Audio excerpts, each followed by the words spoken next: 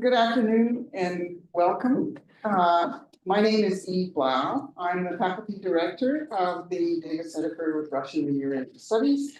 And we're very pleased to have you here, have you join us for the 9th session of our year-long series, Russia in Search of a New Paradigm, Conversations with Yevgenia Albats. In this series, which meets on Tuesdays from 5 to 7, usually actually in the room next door in the auditorium, veteran journalist and political scientist, Dr. Yevgenia Albats, talks with scholars, military experts, prominent journalists, and others about the most pressing questions facing Russia today. And today we have the privilege of hosting Dr. Sergey Radchenko for a conversation, Putin's Endgame. And I invite you all as our audience to participate actively in the discussion today. The session itself is being recorded and it will be posted on the Data Center's YouTube channel. So now I just want to make brief introductions of our speakers. Yevgenia Albats is a Russian investigative journalist, a political scientist, an author, and a radio host. Since getting her PhD in political science here at Harvard, she has been splitting her time between academia and journalism. And Dr. Albats has taught political science at Moscow's Higher School of Economics, where she has the distinction of having been the first professor to be fired for her political views. She has been editor-in-chief of the political weekly, The New Times, since 2007, and the host of Absolute Albats, which formerly ran on Echa Moskvy, the Russian NPR. But is now available on YouTube. Since being forced out of Russia in 2022, Albats has taught at NYU.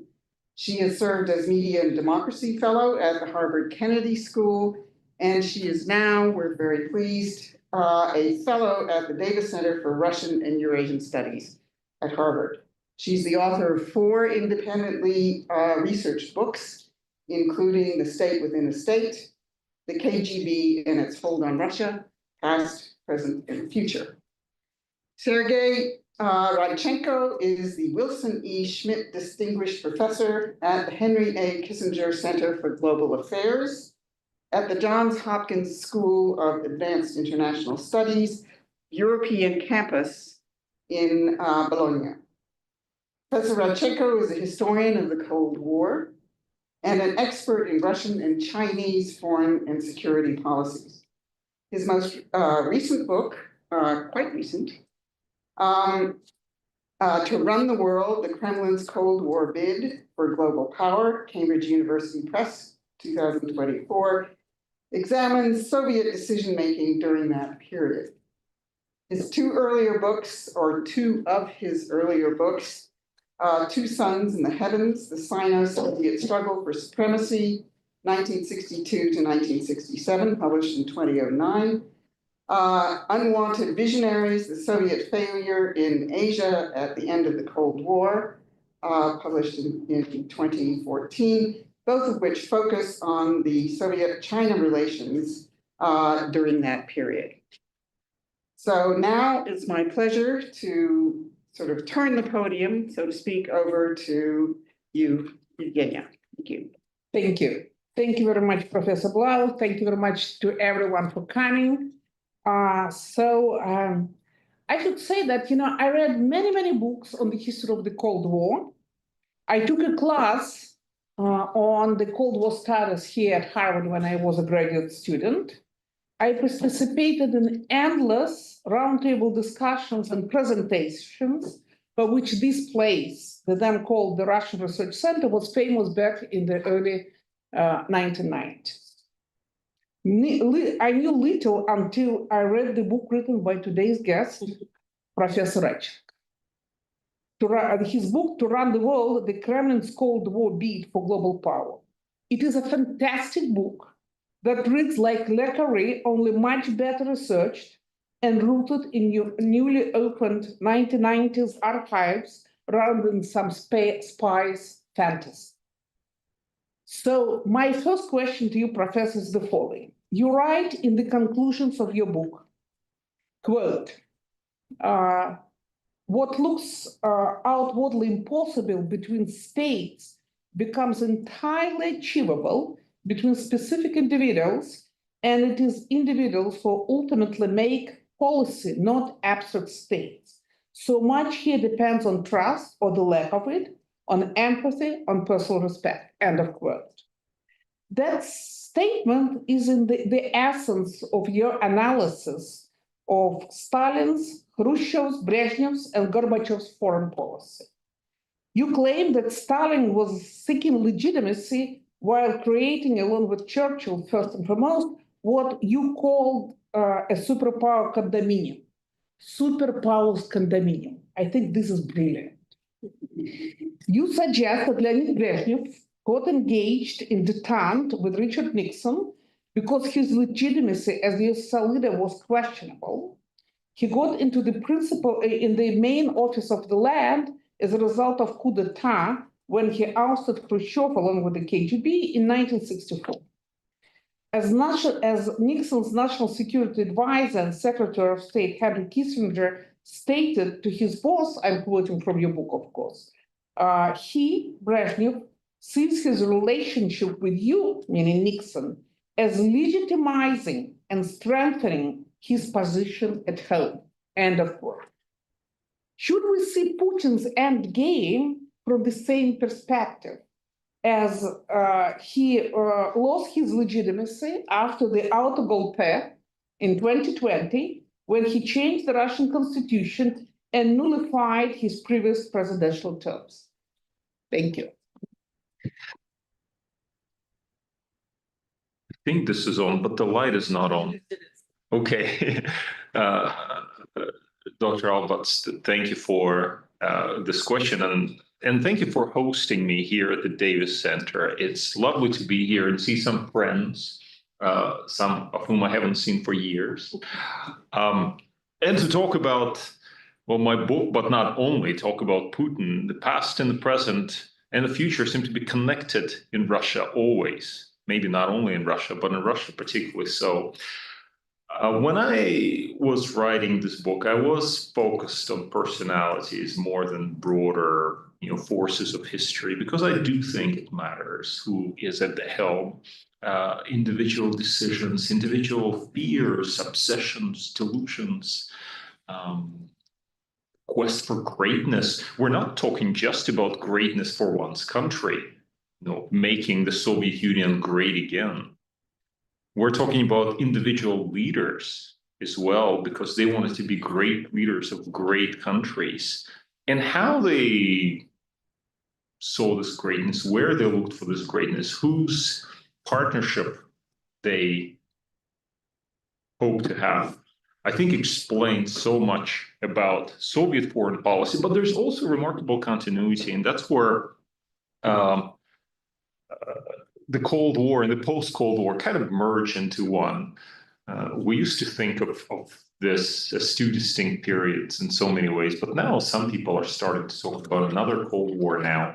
We might say, well, that's ridiculous, because what we're living through now is a very different period for all kinds of reasons that I can give you as a Cold War historian, 10 reasons why today is not another Cold War. But at the same time, there are this remarkable continuities. And one of the one continuity that I see that I find particularly pertinent is this quest for external recognition. For recognition as a key partner, or maybe a key adversary, because being recognized as either actually has legitimating aspects for you. Whether, let's say, the United States recognizes you as a great partner in a condominium, the term that you like, condominium to run the world together. That's great. That's wonderful. You can sell it to your own people. Say, look, we have raised Russia from its knees, and now it's being recognized as this great partner of the United States, the great recognizer. Or if the Americans refuse to do that, as they have on occasion, then you can say, well, wait a second, they recognize us as their great adversary, their great enemy. And that also gives us legitimacy because it's great to be recognized as America's great enemy. So in this sense, I do see that a certain absence of domestic legitimacy contributes to this craving for external legitimation. I think you could also apply that to Putin today, just as you could apply that to the Soviet leaders. Part of this, in the Soviet case, I think had to do with the failure of the communist dream. It wasn't delivering. In the 1950s, you could still see, or you could say that it was somewhere there in the future. We were building communism, it would be there in 20 years, would get there in 20 years. In 1980, we were supposed to live under communism. In 1980, you know, They cheated on me. but you know the Soviet joke, instead they decided to host the Olympic Games, right? Right. Yeah. Of course. So because they knew it was not achievable, and it was already clear in the early 60s that things were falling apart. By the late 60s, it was so clear that they tried to fix it by starting Kosygin reforms. Didn't quite work, but then they were partially bailed out by high oil prices, and we know that story. Fundamentally, the economic miracle was not delivering. The social contract was not delivering for the Soviet citizens. And for that, you needed then external legitimation. So Brezhnev was looking for that external legitimation. That's why he turned to Nixon, hoping that Nixon would have, offered that to him. But you make a parallel to Putin. Putin started his rule with this notion that, yes, we're bringing Russia up from her knees. He said that when in 1999, raise Russia up from her knees. But it seems that for a period of time, at least, that was mainly an economic proposition. Remember this whole idea about doubling GDP and whatnot, economic growth. And it was delivering for a time because we had economic growth, of course, luckily supported by high oil prices and maybe something, fairly reasonable economic policies. Certainly much more reasonable than Khrushchev's economic policies. We had that for a time, and then something just was no longer there. And so Putin was looking for other sources of greatness, and perhaps he thought that he was not being recognized sufficiently by the West. This whole idea of him being a kid in the back of the classroom or whatnot, the Russian failure to accept Putin as one of these great leaders contributed to his thinking about. You mean this quote from Obama, when Obama said that, he's like a teenager boy sitting in the back, bored teenager boy who is sitting in the back of the room. Sometimes I wonder about certain things that Obama said that I think may have had certain negative consequences. I don't want to dumb it down. Look, I think there are obviously deeper reasons here. I think part of this is Putin's quest for historical legacy and for greatness interpreted in a different kind of light. Greatness before history, greatness before future generations. So I am the one who restored Russia to what I see as Russia's true greatness, that kind of notion.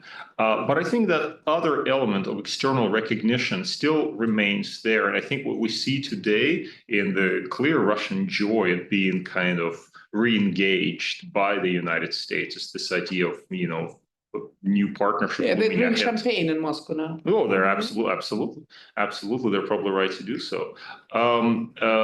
This idea that the Americans are finally coming around to recognize Russia as one of the key players on the global stage. Does that not sell with the Russian people? Is that not something that Putin can then turn around to the Russians and say, look, I made our country respected again on the international stage. They are respecting us. You're exactly right. Among, the Moscow nomenclatura, people say, even those who were against the war all those 3 years, they say, look, Putin turned to be right. All we had to do is just wait and see. So we waited for 3 years. Yes, there were sanctions. Yes, they concealed our property, our yachts, our accounts abroad, and etc. But now, Trump is calling Putin. Putin is calling the shots in this war. I mean, it's a gamble. And I think Putin got extremely lucky. But he's a lucky son of a bitch. That's exactly the point. Yeah. That time and again, he's lucky. I don't believe in just luck. There should be something rational behind that. So maybe not in the way of rationality, but maybe to add Hegel to it. And I do talk about Hegel a little bit in the book, and I'm not a Hegelian by any stretch of imagination. And Fukuyama, yeah, two of you, because you also use the end of history. I do have that, but I'm not so focused on the end of history. I'm focused on this issue of the struggle between the self and the other, struggle for recognition. You want to be recognized as a master in pain of death, and it takes something to stand up and be recognized like that. Some guts or That's something from history like of the philosophy. the phenomenology of the spirit. That's Mhm. right. So maybe there's something to that. I mean, I'm not saying that this is a reasonable thing. And for years, for months, I thought, well, what a crazy thing to do. You invade a sovereign country, you undermine Russia's objectively defined national interests. And yet a part of me asked myself, well, what if they recognize Russia's interest as something else? They define those interests as something else, and they don't think that having Russia as a respected member of the European club is actually a goal worth pursuing, and they want something greater than this, and they recognize, or they see greatness in a particular kind of strange kind of way, maybe a 19th century way, maybe Stalinist kind of way, the way Stalin thought at Yalta, but maybe that's how they see the world. There is another quote from your book that I would like to bring your attention to. The successful Soviet invasion of Czechoslovakia in August 1968 met with a very muted reaction in the West. This was a pointer to Western acceptance of the Soviet sphere of influence in East Central Europe, unquote. The same muted reaction and semi-sanctions were observed in 2008 during the war between Russia and Georgia, and in 2014 when Putin annexed Crimea and then invaded eastern Ukraine. However, Putin seems repeated the mistakes which Brezhnev made when he ordered the invasion of Afghanistan. Did Putin learn Soviet lessons badly? Mikhail Gorbachev, in one of the interviews to me, he called Putin and his entourage troichniki, C- students. So do you think that Putin, with his invasion of Ukraine, miscalculated the way Soviets, Brezhnev and Andropov, miscalculated when they invaded Afghanistan? I think it's an interesting parallel, and I would like to maybe discuss it a little bit further because it does raise interesting questions. To my mind, when Putin invaded Ukraine, he was thinking about Ukraine in the kind of way that Brezhnev thought about Czechoslovakia in 1968, i.e., he thought that it was already recognized implicitly as being part of the Russian sphere of influence. Now, that may not be an open recognition, but the bottom line is, will I get away with this? Because they, i.e. on the other side, they already recognize that Ukraine matters more to me than it matters to them. And I think he calculated that this is exactly the case. He calculated that Ukraine matters more to him than it matters to us. And what's the scary thing? I think he was probably right. He was probably right in this calculation. It does matter more to him, it seems, than it matters to us. If you look at, for example, how, what is happening now. To us, you mean the United States?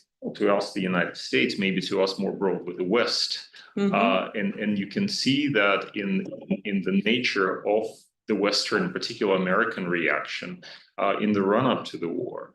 There was basically an expectation that Ukraine would be run over pretty quickly. And it was not just Putin's expectation, it was also the expectation here, it was the expectation in Washington, who would have predicted that Ukraine would continue to fight on for 3 years.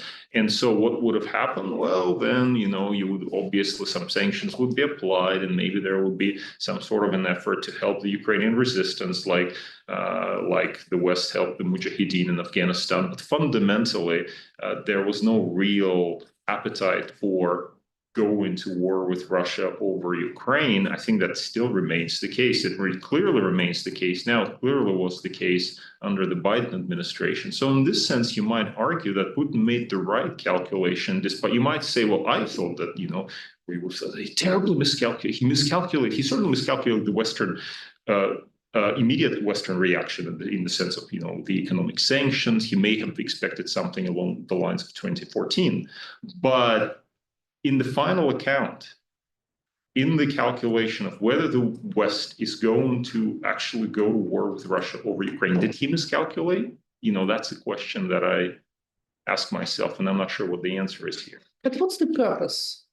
The purpose is to work for your legacy so that future generations will say, here's the собиратель земель русских, Really? the gatherer of the Russian lands. We should not say that. That's the case, no? I don't believe in this, but anyway, it's your show, not mine. No, I would like to hear your view. Many argue that we're witnessing the end of the rule-based order that survived 80 years of turbulent global politics after World War II. However, when I read your book, I felt we were returning back to Yalta and Tehran. Quote, I'm sorry, it's going to be a long quote, but trust me, it's worth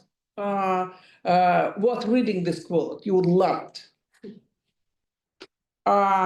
Quote, Churchill was willing to give away a lot.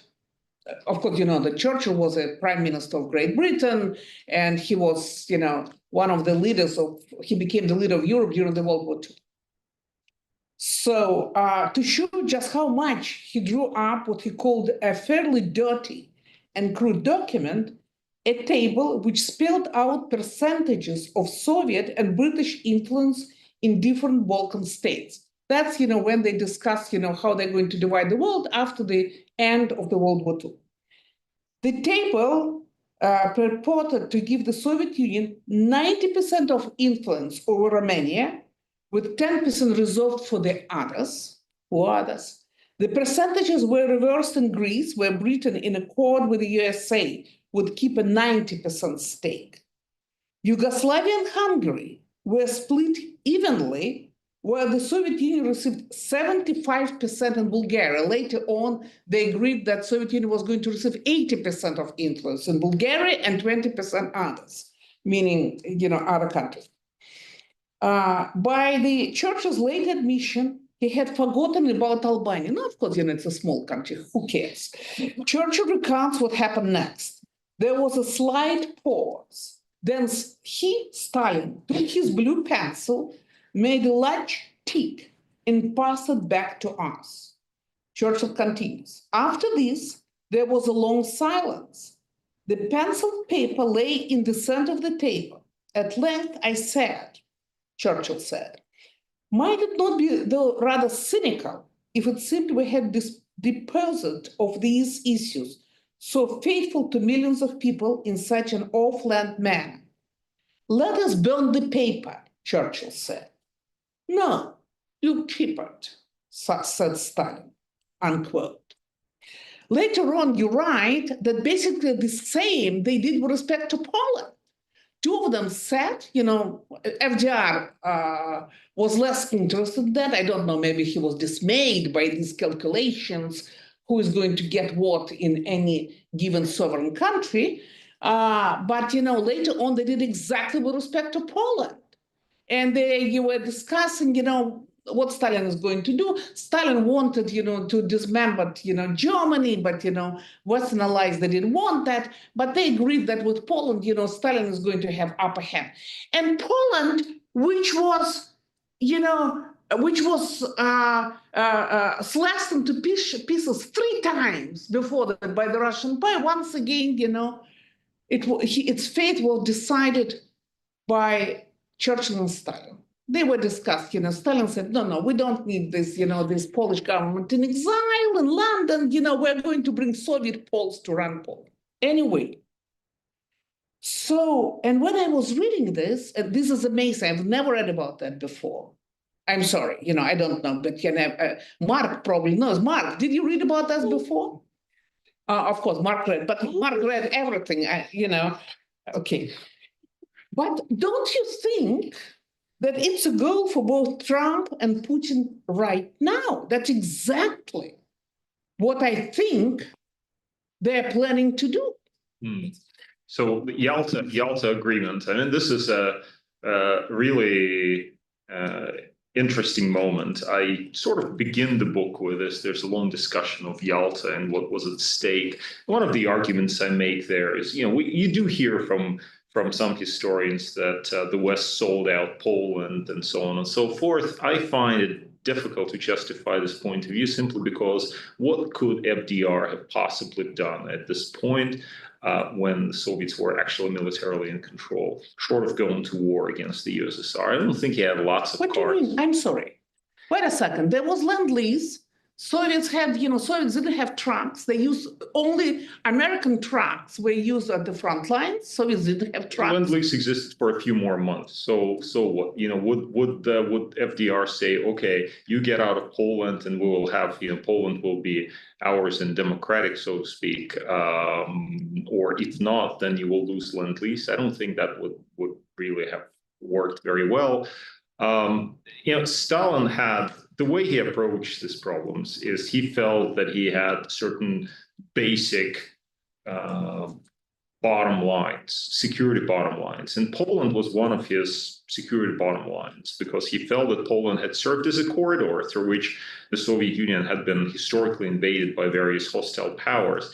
But that does not mean that he had the same attitude in every case. And so I show in the book that whereas in Poland he adopted one attitude, I mean, this is not novel by any stretch of imagination. We had people like Norman Naimark already a long time ago showing that Stalin was kind of flexible in the way he approached problems of Eastern Europe. But what I found remarkable was that he was willing to, I mean, for him, lesser gains with greater legitimacy were more important than greater gains with lesser legitimacy. So he was willing to stop in some places and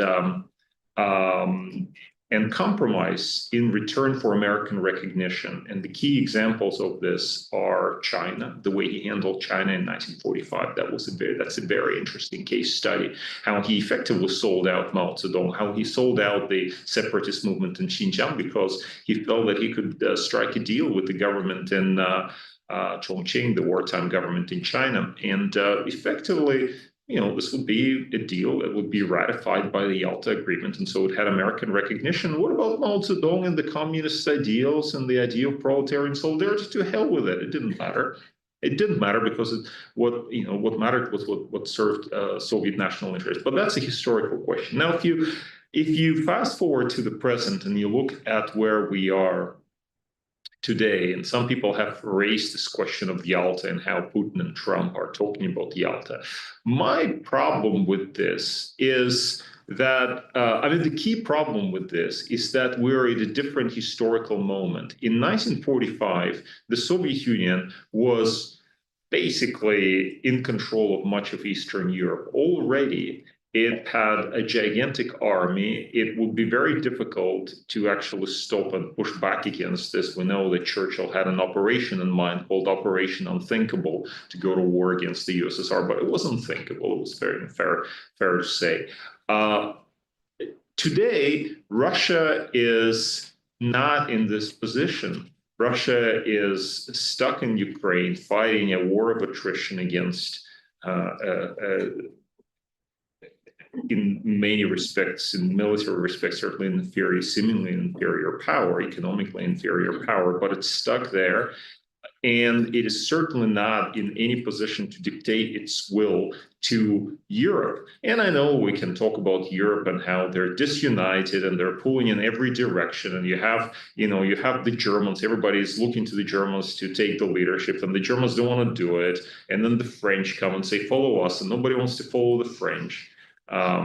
And then, we have countries like the British who say, yeah, we have great ideas for Europe. And, despite the fact that they have left Europe. And then we have, the Hungarians who seem to be in bed with Putin basically at this point. So you've got Europe pulling in different directions, but it's still there. it is an actor, it is a powerful actor, it's a strong economy, it's militarily quite powerful, and more than capable of asserting its own agency in a way that Stalin could not have dreamt.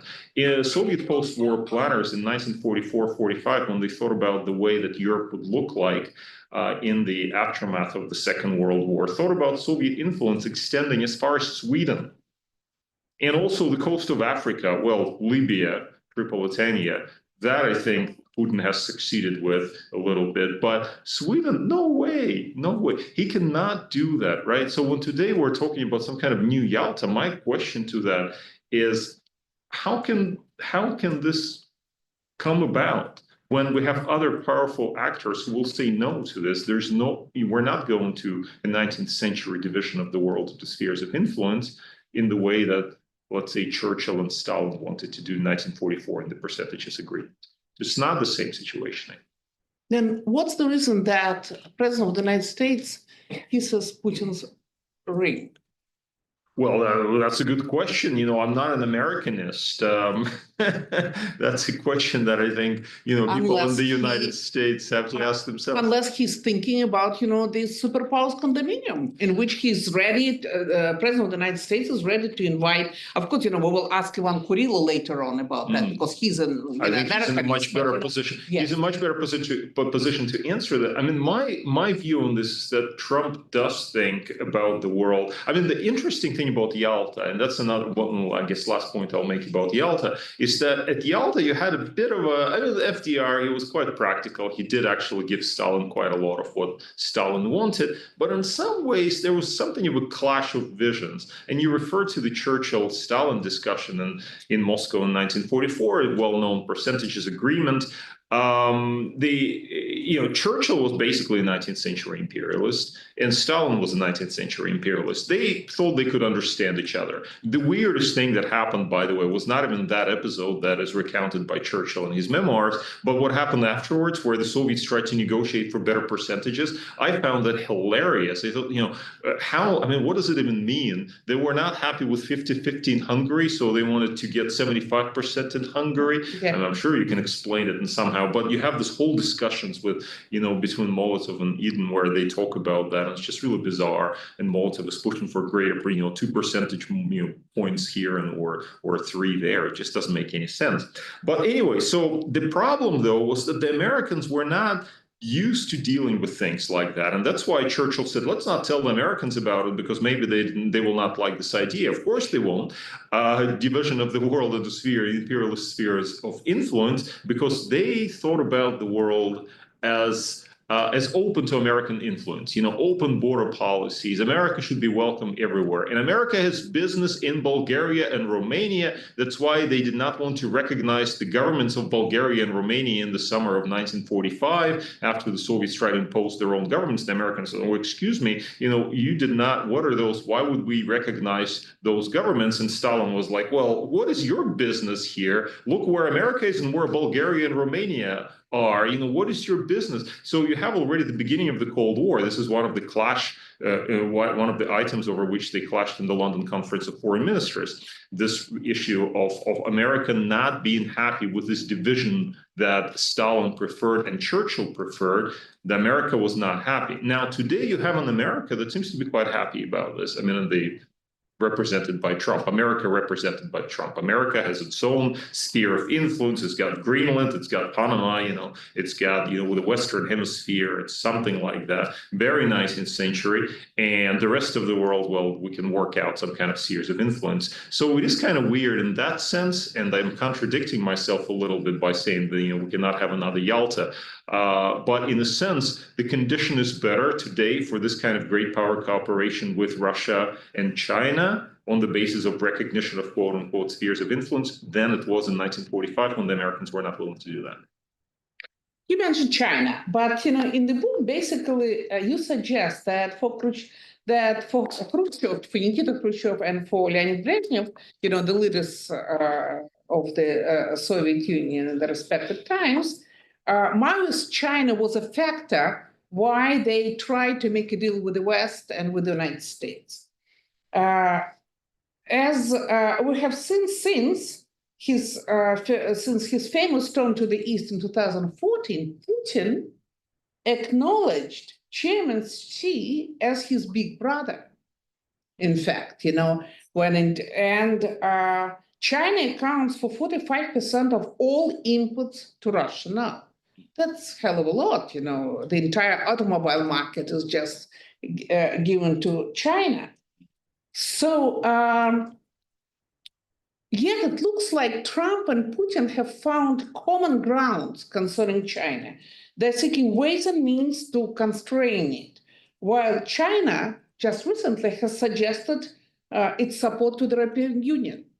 So you don't give a lot of space to China in your book, let's face it. But, how do you see it? Are they going to accept, will Trump accept China as a member of the superpowers condominium? Or do you think that Trump is making deal with Putin precisely in order to sort of single out China? So what is your take on that? So that's, again, a question that is more focused on the United States than it is on motivations of the Chinese and the Russian leaders. And it's very difficult for me to get into Trump's head because I sense two tendencies. On the one hand, you have people in Washington who are basically saying that, okay, we'll do Nixon in reverse. We will play Russia against China. I think that's the Kissinger's model. Well, that's Kissinger in reverse, Nixon in reverse. Yeah. I mean, I think it's probably difficult to carry out in practice. That is because Russian-Chinese relations are pretty solid for a variety of reasons. There are good political reasons that you referred to. Putin and Xi trust each other, but it seems that this relationship goes beyond, certainly has deeper roots than Putin and Xi themselves would allow.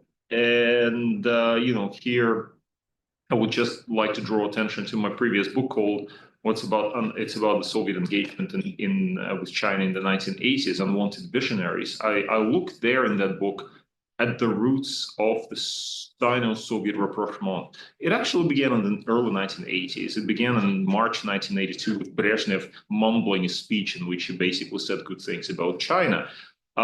Why did this happen? For various strategic reasons, let's say invasion of Afghanistan and solidarity and various things that happened in Europe, and American toughness produced a situation where the Soviets felt that they were being isolated and perhaps the Chinese were not so bad after all, so they could try to build bridges to them. But then what happened is you have a relationship that gradually develops in the mid-1980s. You have Deputy Prime Minister at that time, later Prime Minister Li Peng, traveling to Moscow, meeting with Gorbachev, saying, look, we're happy to repair a relationship with Moscow, but we will never be your younger brother again. And Gorbachev saying, well, that's great. We don't want to be your older brother, right? So we want to build the relationship on the basis of equality. And then when Gorbachev is in Beijing in May 1989, meets with Deng Xiaoping reads out a whole lecture to him saying, oh, we quarreled during the Sino-Soviet split, and we called each other names. Actually, this was not important. What was important is you looked down on us. That's why. This was important, and now we'll have the new page, close the past, open the future, as Deng Xiaoping says. So this relationship, this rapprochement with China, goes way back. I was recently looking at some materials from the late 1990s. In particular, some materials that were available in the Russian archives. I guess maybe they're still available. I'm not sure, but when in 1998. Then Chinese ambassador to Russia was leaving his post in Moscow. He told I think it was Yegor Stroyev.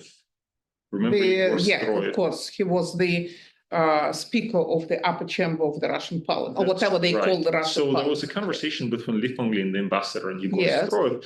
And Li Fenglin said, look, we are always going to be with China because the West is trying to put pressure on us to pull away, but we understand that this is what this is about, and we will stick with you. So there is this kind of historical memory that repeats itself through this entire period and becomes even more obvious in recent years. And that is this understanding that historically this relationship was problematic, and we had, I mean, problematic is an understatement, right? In Because you have the whole 1969, chapter on Damansky. I mean, yeah, in 1969, we nearly had a war with China, between the Soviet Union and China. It was not a pretty situation.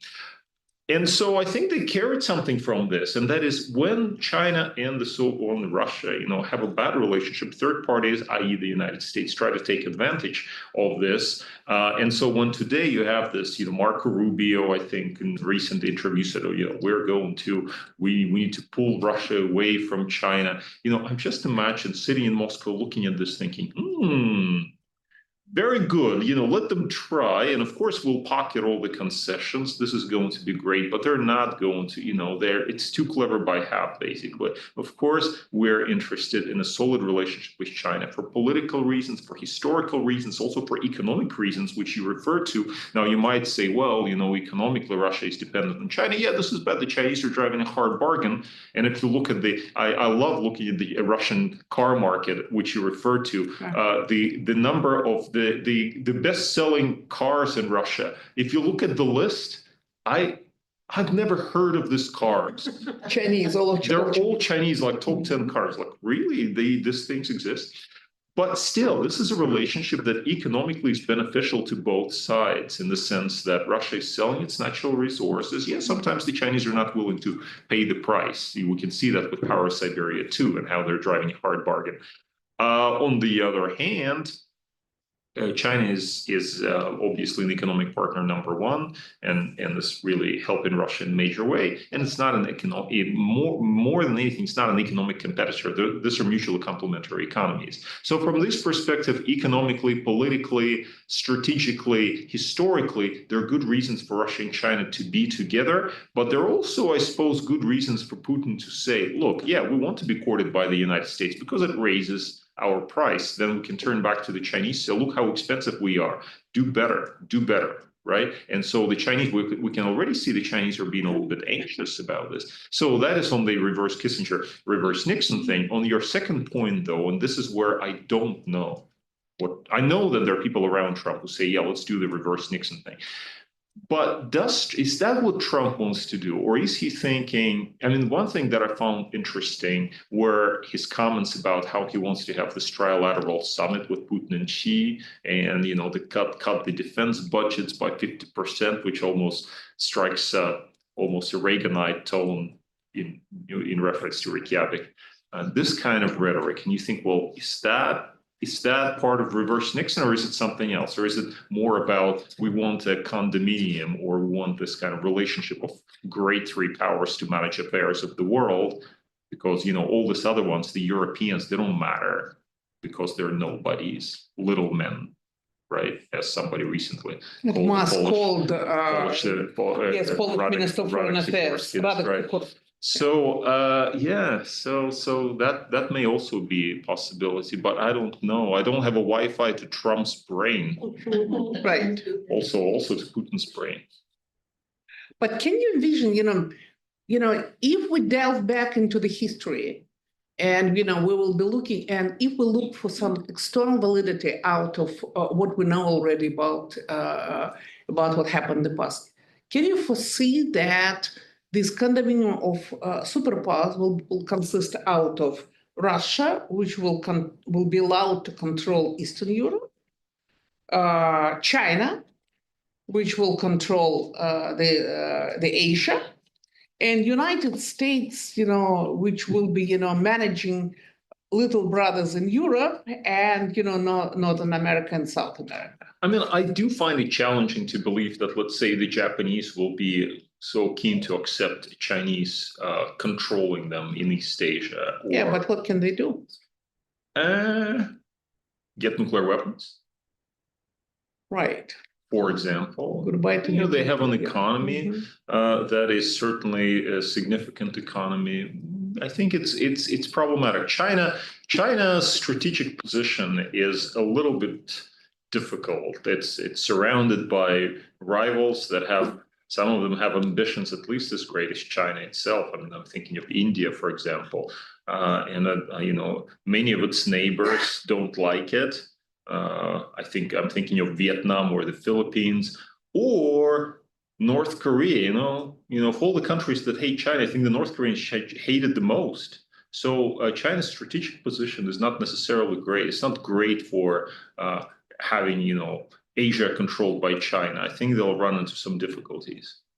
I don't know about Russia. I mean, Russia, I think is also, just try to get the Russians to control Poland. I think we're going to run into some problems there right away. But before that, that will be the Baltic nations. So that's a good question, and we can probe this, whether Putin would want to invade the Baltic nations. And of course, so many people were wrong about his invasion of Ukraine, thinking that it was a bluff. I mean, I looked at the Baltic nations as well recently, trying to analyze this, and I thought that, if you break it down to, let's say, strategic, economic, and history/identity reasons, then there are probably some strategic reasons for invading the Balkans. Sorry, not the Balkans. The Balkans maybe too. The Baltics. And by the way, Balkans maybe too. Balkans later. Balkans come later. Economically, probably not. There's nothing there. There is an idea, I think, that is very important for Putin, and that is to teach those people a lesson. Sort of, who do they think they are? Show them their place. Let them make sure that they bring the bronze soldier back to wherever the hell he's supposed to stand. The Estonians took him away. This kind of thinking, and that could be those people like Putin. They seem to believe in the importance of those of this kind of motivations, right? That you have to show that you're the boss, and so that actually could be an important reason for invading. But in terms of history identity reasons, maybe not, in the sense of perhaps the Baltics are not so important to the Russian sense of greatness, historical, imperial greatness, compared to, let's say, Ukraine and Belarus. And also remember that, the more Russia invades its neighbors, the greater counter reaction. We already saw, obviously, the Nordic states were not entertained by the Russian invasion of Ukraine. And now we have a situation where Finland and Sweden are working closely together. Never mind that they are a part of NATO, but, they are not, they're not going to stand by and just say, yes, please invade. I think their reaction will follow. And so Putin there may be also some calculus of deterrence at work here as well. So I'm moderately optimistic with regard to the Baltics. Okay. Another quote, "Detente was not about achieving a world revolution. It was about attaining recognition by the United States as a superpower, a co-ruler of the world." Detente, the politics that were run by Leonid Brezhnev of the Soviet Union and Richard Nixon of the United States. It was about rearranging the world's pecking order in a way that would place the Soviet Union on an equal footing with the United States, unquote. Once again, I hate to make simplistic comparisons, but still, do you think that Putin's destruction of Ukraine aimed at recognizing himself and Russia as equal to the United States? That's the basic idea. If so, would he be willing to withdraw from Ukraine in exchange for some recognition? Say tomorrow, Trump will give him a medal and say, President Putin, I recognize you as a leader of the superpower, and Russia is a superpower. Will it be enough for 71-year-old macho or not? So this is historically, there's a very interesting comparison to this, and the comparison case is how Nixon and Kissinger were hoping to get Moscow to cooperate in forcing Vietnam to be reasonable and allow the United States to exit with honor, peace with honor. And this was called linkage. If you want better relations with us, you better do something about your crazy client Vietnam that is being difficult. And that was supposed to work, but it didn't work. Why did it not work? I mean, to a certain extent, the Soviets did advise Vietnam, please, be reasonable, but they didn't really twist their arms. And that was because they wanted to be recognized as an equal of the United States, but that also entailed a right, an equal right to have clients and to export revolution. The Americans export counter-revolution, will export revolution. So if we limit ourselves, then therefore that means that we're not really America's equal. What right do the Americans have to demand that? No, we want equality, and that means that we will continue supporting our friends and clients around the world. So I don't think, taking this analogy to the present, I don't think that just signs of kind of respect and a summit in Moscow on May 9th or something like that, with Trump coming there and I haven't seen the confirmation that Trump was going to. No, of course, I'm just saying, this would be Okay. this would be something that, to appease Putin and say, look, you're such a great leader, and we'll love each other forever. I think this is not, I don't think Putin at this point, after having invested so much blood and treasure into this war, I don't think he will go for something like that. For him, Ukraine is part and parcel of what it means to be great power. Oh, they thought that we could not do it. Well, here we've done it. Well, now let them recognize us as a true great power, because we're coming back, but we're coming back on our terms. We do not depend on anybody's largesse. We have done it ourselves through military force. So this is this belief that you can actually get things done through military force, not through just external signs of recognition. Recognition will come if practical results are on the table. Actually, that reminds me of Mao Zedong. I talk about Mao Zedong in the book, and I talk about one episode where he was discussing whether or not America would recognize China. And we're talking about the late 1950s. I think it was 1959. And so he said, well, America may not recognize China for 5 years or even 10 years. That doesn't matter. What we need to do is we need to focus on the production of steel. Remember, this is happening during the Great Recall. We need to focus on the production of steel. And when we produce 600 million tons of steel per year, the Americans will have to recognize us. And then after that, he says, so even after we produce 600 million tons of steel, the Americans may still refuse to recognize us. But then who cares? Because we will already become so great, etc. So you can kind of see the same kind of logic here. We are, pushing towards this particular result. We want to create this kind of imperial state for ourselves, an empire that includes Ukraine, because we see that as part and parcel of what it means to be a great power. And then they will recognize us as a great power on that basis. And if they don't, too bad for them, because we will be a great power. That kind of logic.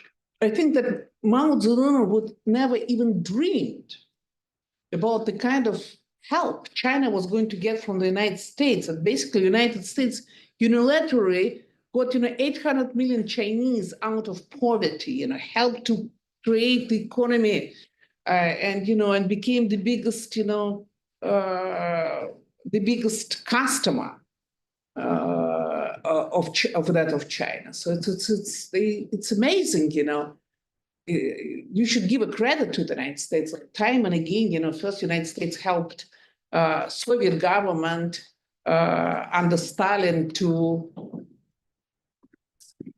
The mic is static, impacting the recording. Figure out which mic this is that's causing the problem.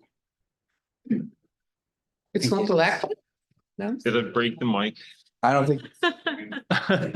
Oh, it actually is the lectern mic. It's the interference from the Kremlin. That's what it is. Buddy. Actually got to do that from.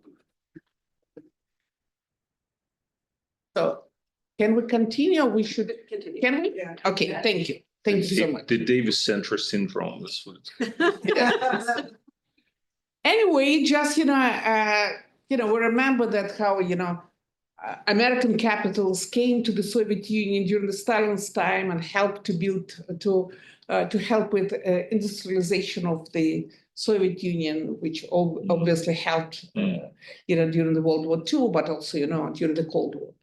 And now we see, how successful the United States and how wisely, I would say, helped China to become a superpower. But anyway, you mentioned that you probably saw that there were quite a few books that came out, on Cold War. And, and people claim that we are basically now back in a Cold War II. You mentioned that, you disagree totally with that. And, I do think that it's not a Cold War for one. Soviet Union had, ideology that was pretty, and you write about this in your book, that it was pretty tractable to what was called the Third World. And, and Putin has been trying to track, what is called Deep South. But obviously he's lacking, something attractable. He doesn't have money to buy out this Deep South, and he doesn't have ideology or, some good idea to turn them into his clients. But but you said you have at least 10 reasons why it's not Cold War II. Well, I said I could come up with 10 reasons. Okay, come up with 5. And I do think, and this was a roundabout way of saying that I actually do see a lot of interesting similarities between now and the Cold War. So I would not by any means say that there is nothing in common. In fact, I would say there are important continuities, and perhaps I would start with continuities, and then we can see where the differences are.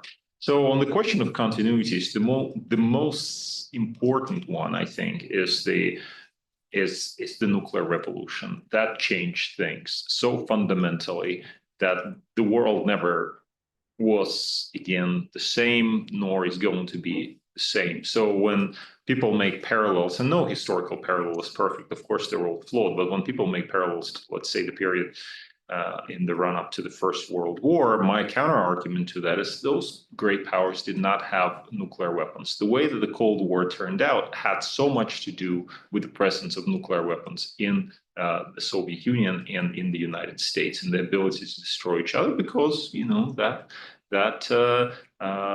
gave the Cold War its particular character, i.e. the fact that it was fought out somewhere else, but there was no direct exchange. There was no direct exchange of nuclear strikes. It would be unthinkable. And I think that logic still holds today. Ukraine, if anything, proved that once again.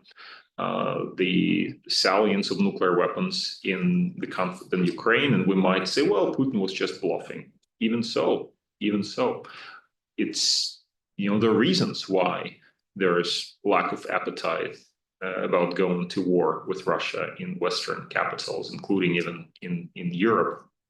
Today, what Keir Starmer recently said, we'll send contingents to Ukraine. He was careful to add after the peace is reached, right?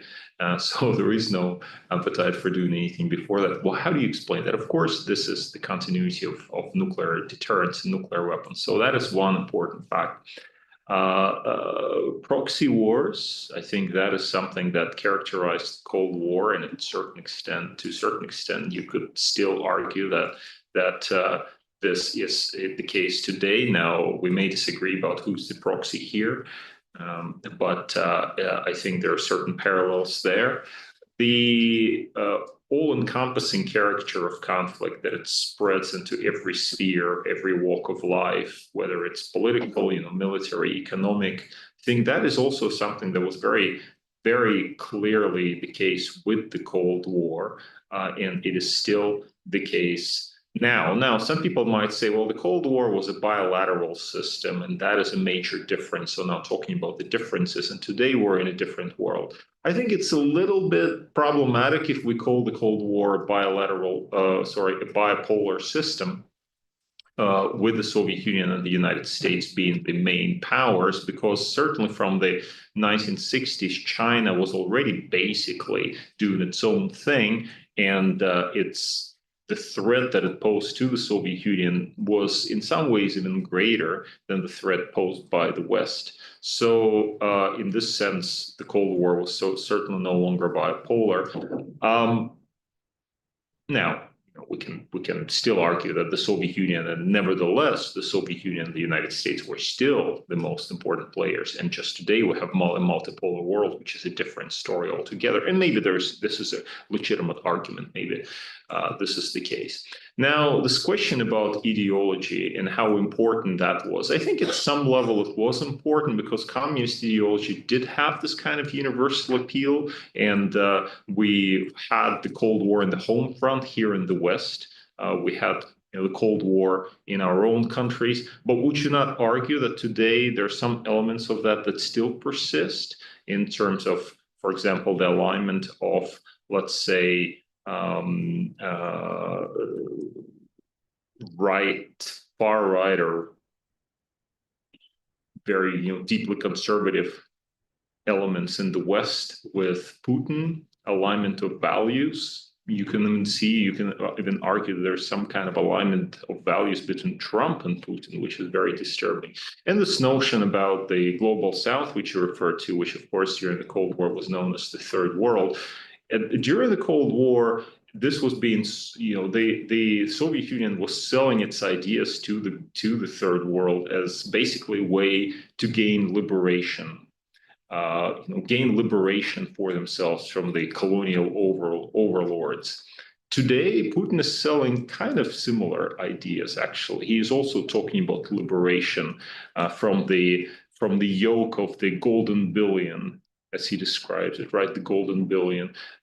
What kind of liberation? It wasn't even clear for the Soviets. It's not even clear for Putin today. But this idea that somehow Russia represents forces of liberation that stand up against, American or Western hegemony, that is still something that I think sells in the global South. And we saw that now with the kind of muted, meek reaction of the global South to Russia's invasion of Ukraine. They simply did not care. Why? I don't know. But I can guess why. And I think if I were to venture some guesses, they would be historically grounded guesses, and they would look into the colonial experience and also the experience of the Cold War for a lot of those places. You cite Chernyaev, who was, the major figure in the Central Committee of the Communist Party, and he was assistant to Mikhail Gorbachev, during the Perestroika times, and he was a smart guy, and he, left us these amazing diaries that allow us to see a little bit behind the scenes, behind the cartoons. So he noted in his diary, quote, "No one believes in our revolutionary example anymore, but our country must by its nature maintain an ideological character, including for the external world, including for the communists. Therefore, it must have an universalistic mission. Peace is that mission." And that's why, Soviets invested so much in this so-called, peace movement, and it was a great cover for the KGB operation, etc. So it is to say that, even though Soviets themselves, they no longer believed in all these, ridiculous communist ideas, but, it was attractable, and, people in the, what was called the third world countries, they did believe in that. Mm. So, and in South America, they didn't believe in that. But would you not say that this is still the case today? I mean, power by itself rarely sells well. You can impose yourself on others, but if you have some ideas that go with that power, that makes it so much more palatable to people that you're trying to impose it on.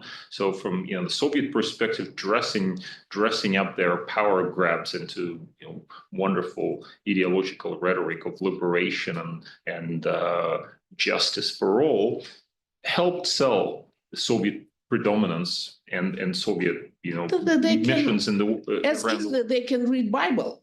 I'm sorry, and why do you need, Marxist Leninism for that, Well, you mean why did the Soviet Union did not try to sell Bible? No. Why? I'm just I'm kidding. Or Don't the worry, don't- global south. No, I mean, the point is, obviously, they had their own set of ideas, and that's just historically how it happened, that they were trying to sell to the world. Those ideas came together with projection of Soviet power, and they went hand in hand because it made it easier to project power if you had some ideas to project them with now, or to support them with. Today, you also have a similar situation. You have a similar situation for China. You have a similar situation for Russia. You have a similar situation for the United States historically about the ideas about projecting American powers or projection of American power always goes hand in hand with the idea, or has gone hand in hand with the idea of projecting American values, and that is supposed to make power more palatable. People will accept it, right? And so the Russians today also try to do that, saying, well, we are liberating the world from the golden billion, from the yoke of the golden billion. Don't you see that this is very good for you, i.e. people in Africa? Russians are selling anti-Americanism. Yes, And let's and it see sells what's going to well. happen. It sells well. It always sells It well. has always sold well. That's right. Graham Allison devoted his book to in which he to the argument that United States are going to face the war with China in the upcoming future. Do you agree with this argument? Well, he does, obviously.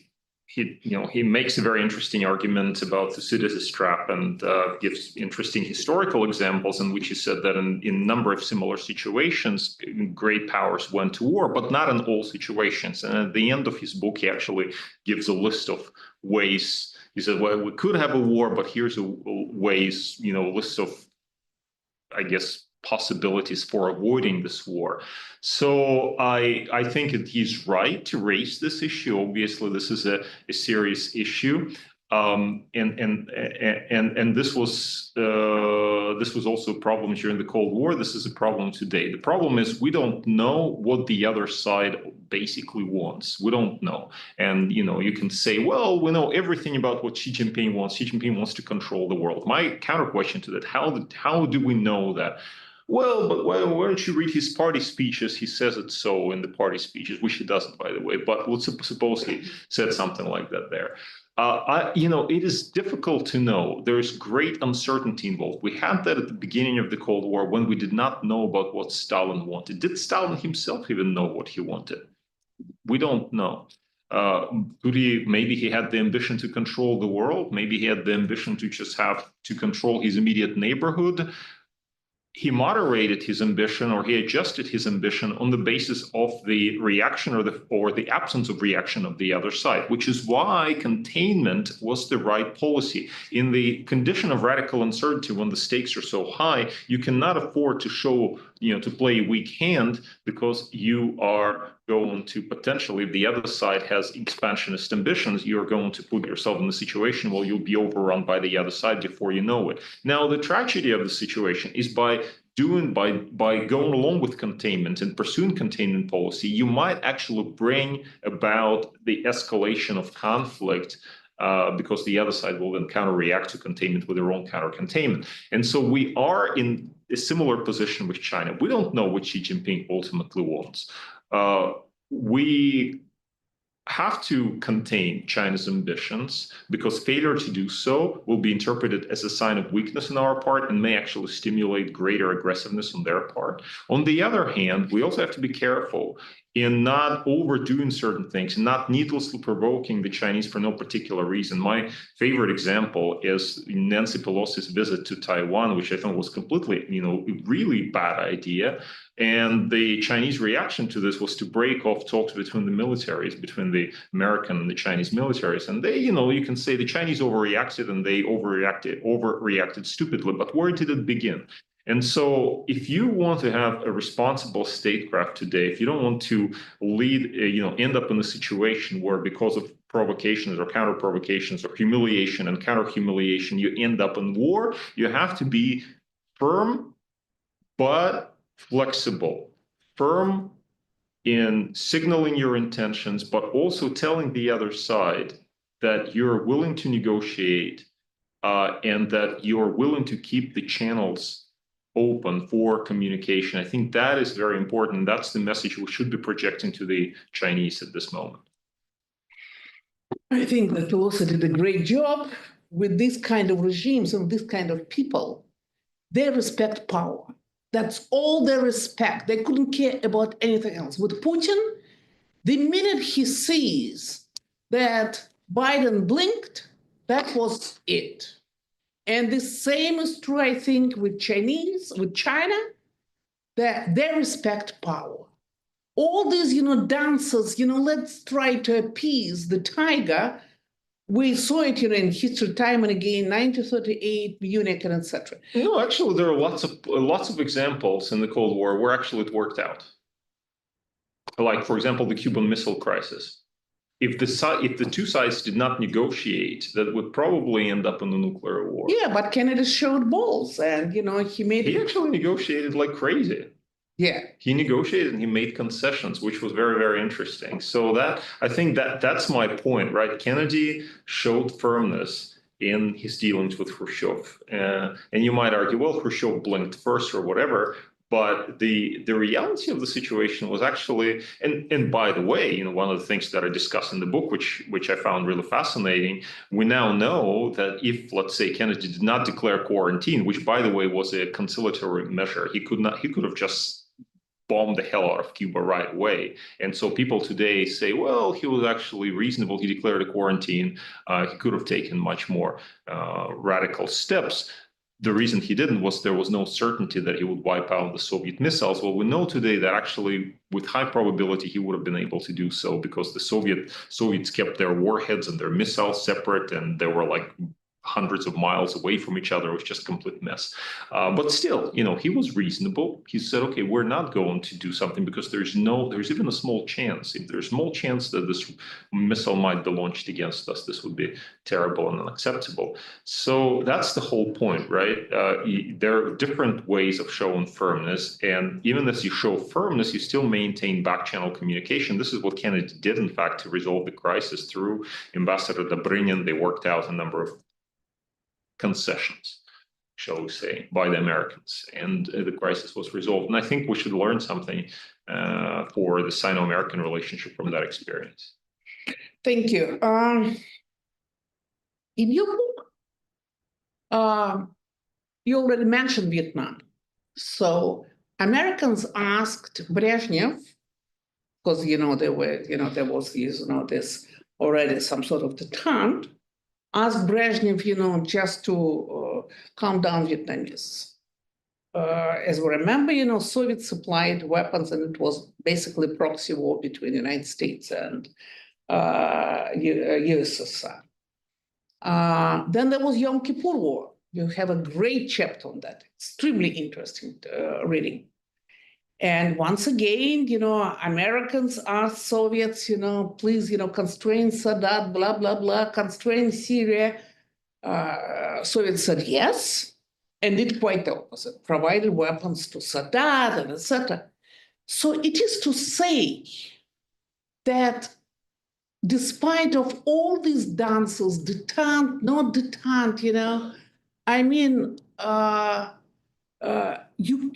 one could never trust Soviets, and I would argue one could never trust Putin.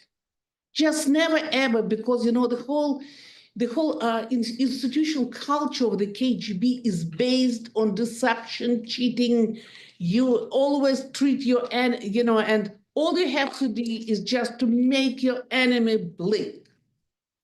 My friend and colleague, Masha Slonim, who is writing a book about her grandfather, once Stalin's Commissar for Foreign Affairs and Soviet ambassador to Washington, D.C., once Maxim Litvin. She sent me Litvinov's interview he gave shortly before he passed away in 1946 to the CBS journalist, or probably CIA guy in Moscow. And it wasn't published when he was still alive because CBS, not CNN, I'm sorry, CBS, of course. CBS decided that it was too dangerous to publish, and so it was published only after Litvinov died. But what was very interesting, and you probably know this interview, what was very interesting in this interview, I translated it from Russian. So, quote, When asked by a journalist about the prospects for relations between the US and the West, Litvinov called the prospects bad. In his opinion, the differences between East and West had gone too far for the parties to reconcile. When asked about the reasons, he said that it was the Soviet ideological attitude about the inevitability of conflict between the communist and capitalist worlds.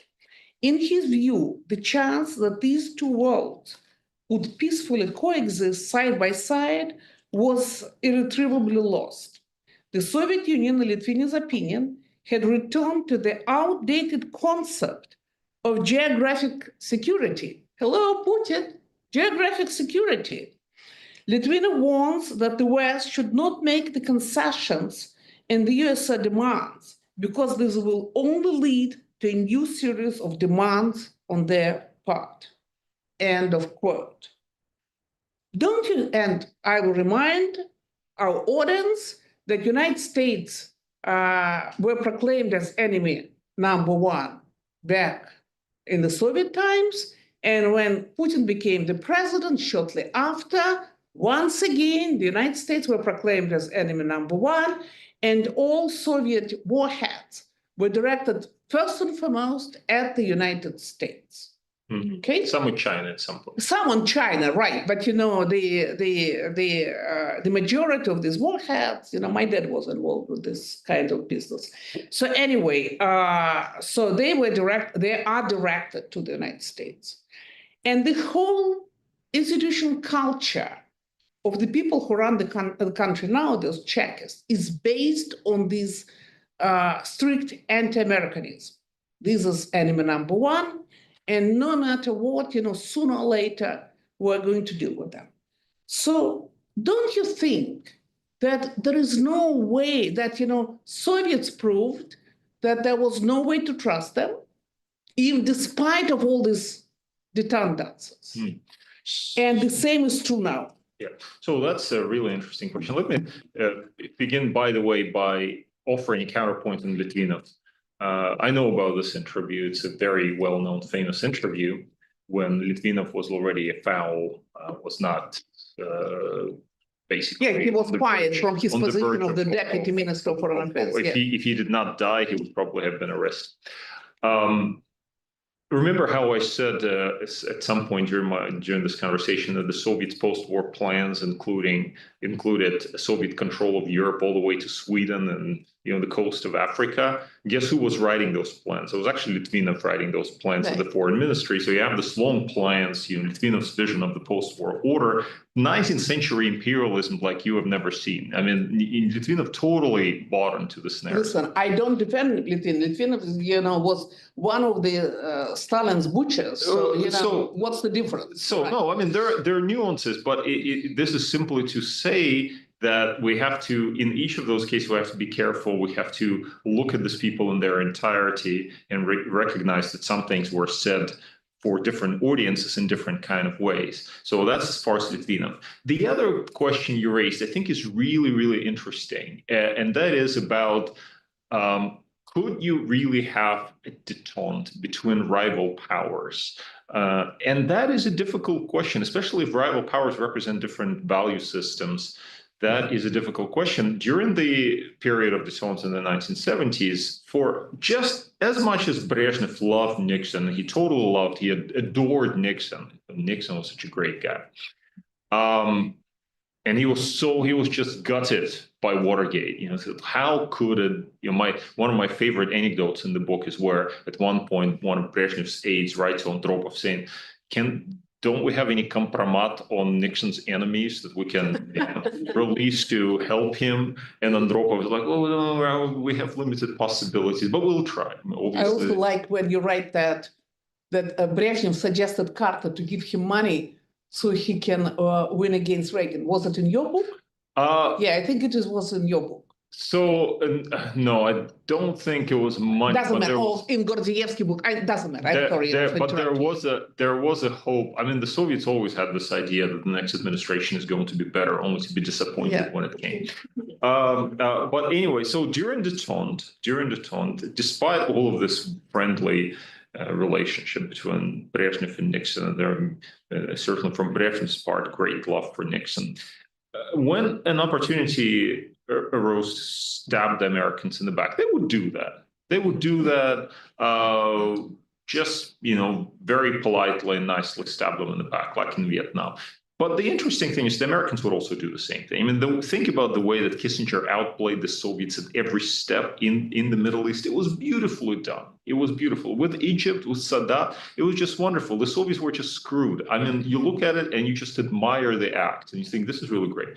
So, which is to say that this detente was by its very nature unstable, because you have a rivalry in the system. You're supposed to have a condominium, but okay, we're having a nice condominium, but what if I just have this a little extra? Wouldn't you mind?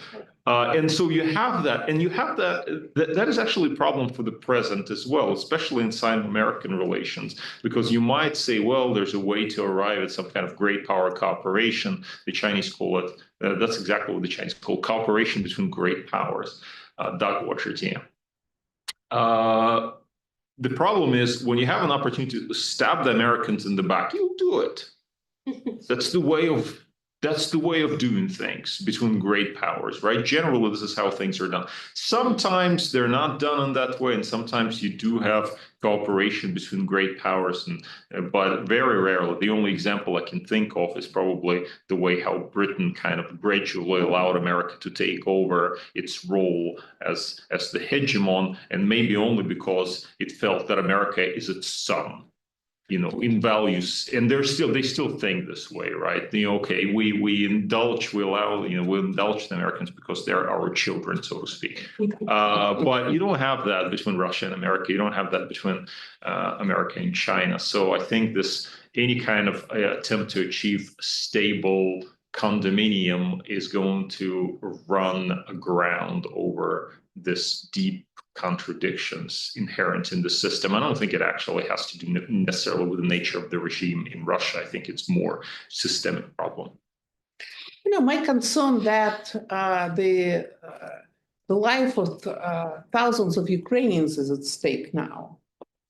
And the deal that Putin may suggest to Trump, or Trump may suggest to Putin, will be at the expense of people who are defending Europe with their flesh and blood for the last 3 years on the road. And that's my biggest concern, to be honest with you. I couldn't care less if they're going to, to have a love affair between two of them. But,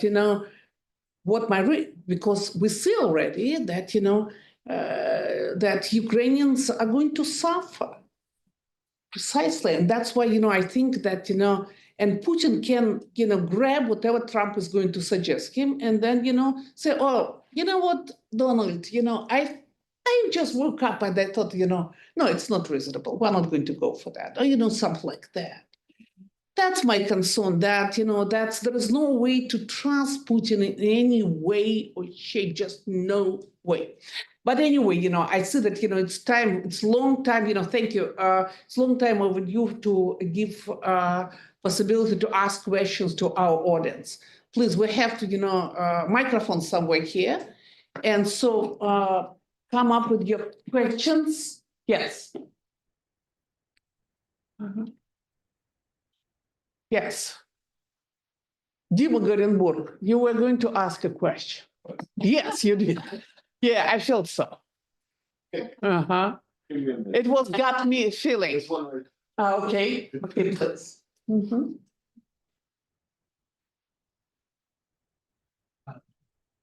Sure. Speak up, please. Yeah, my question is how much was a factor of solving inner political problems, like demographic and authoritarian problems, and not a will of one person, do you think? Which war are you talking about? The Ukraine war. Oh, okay. Demographic and authoritarian. Okay, yeah. Okay. So should I? Okay, Sure. Go ahead. So my view is that this is overblown. I heard this argument that Putin requires wars because this is what keeps him in power. Actually, he can probably keep himself in power quite secure, and in fact, in the run-up to the Russian invasion of Ukraine, he was already pretty secure in power. I mean, we may disagree about this, but the Russian opposition was already basically crushed. By the way, I've never been a member of the Russian opposition, unlike Dr. Albats here, was not really intimately involved.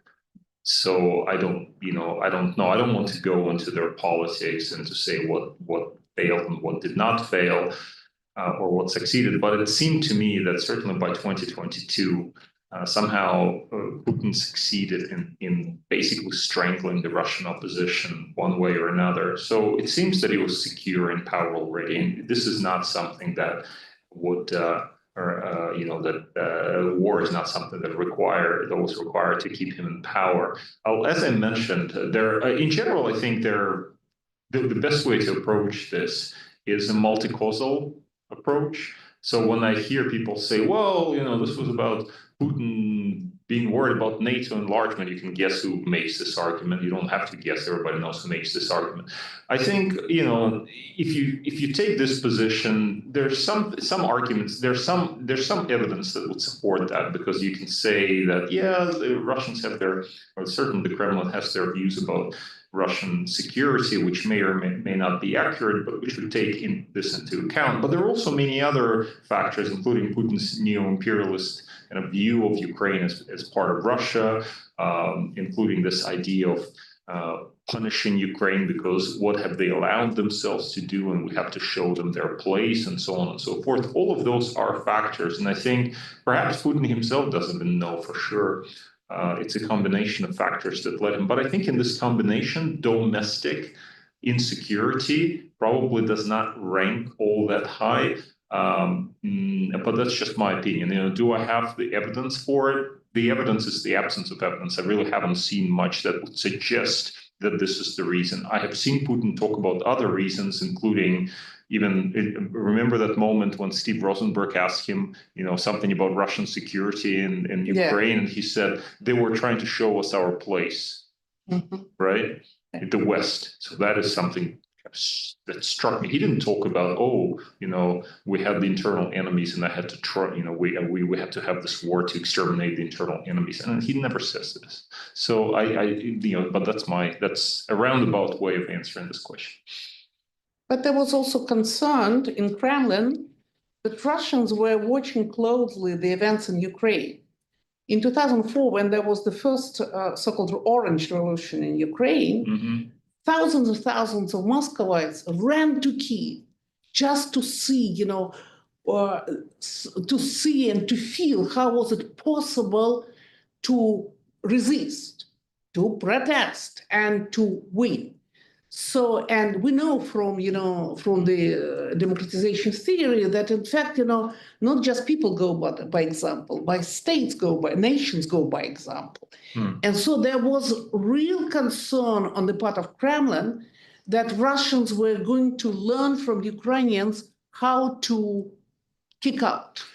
So I will offer a counter argument to this. Of course you will. And the counter argument is this, that Putin saw democracy in Ukraine as a weakness and not as a strength, because it created a situation where Ukraine was basically quite chaotic, because he sees democracy as basically weakness and not a strength. But it wasn't even Ukrainian democracy in itself that bothered him. It was this combination of Ukrainian democracy and its drift towards the West, and the idea that he could perhaps, he was facing a closing window of opportunity. Because, for example, I love talking about Mongolia because I spent many years in Mongolia. Mongolia has a democratic government and has had it for 30 years. And the Russians are quite happy with it. Nobody has invaded Mongolia quite yet.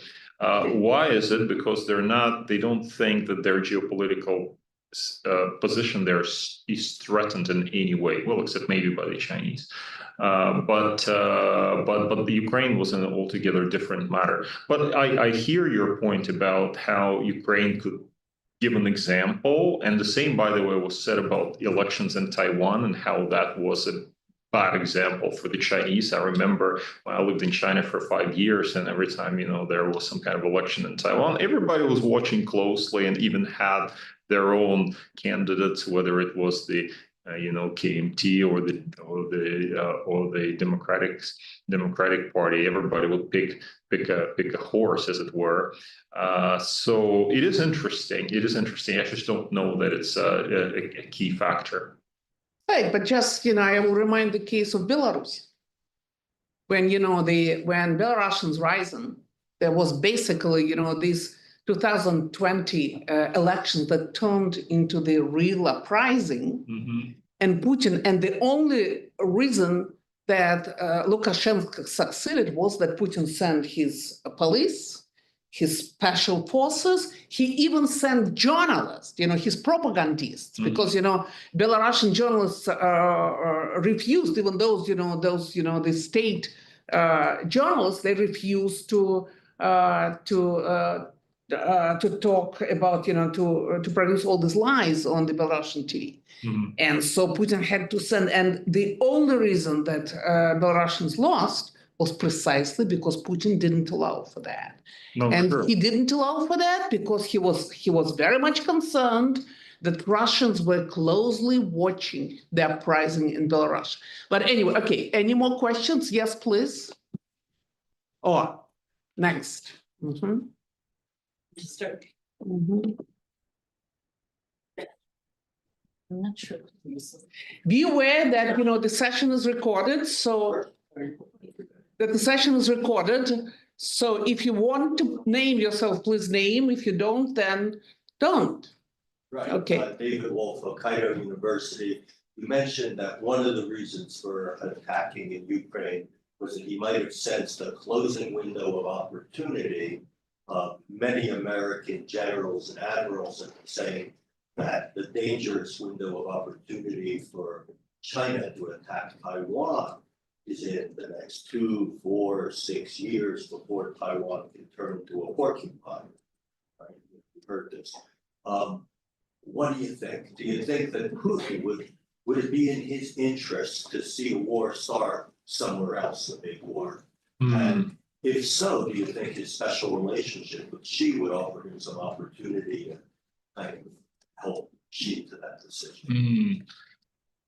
Thank you, David. A range of questions. First, whether the estimates of Chinese invasion of Taiwan are correct, I cannot possibly judge. I think nobody really knows. That's the problem that we face when we deal with this government, because even if, and David, we talked about it, when I was in China just recently, having this conversations in the policy community, all I heard is this message about how crazy the Americans are to think that we will invade Taiwan. It was repeated again and again and again and again. And you know what that reminded me? Those conversations I had in Moscow right before the Russian invasion of Ukraine, where you'd go to MGIMO, to the foreign ministry, everybody said, oh, this is crazy. This is American propaganda. This will never happen, because nobody knew. And I'm not accusing them of deception. They just did not know. And so the same thing also goes for the Chinese policy community, which may just not have any idea about what is going through the mind of Xi Jinping and the kind of language that he has adopted, for example, in his New Year message, which you may have seen, where he's just kind of feels very urgent.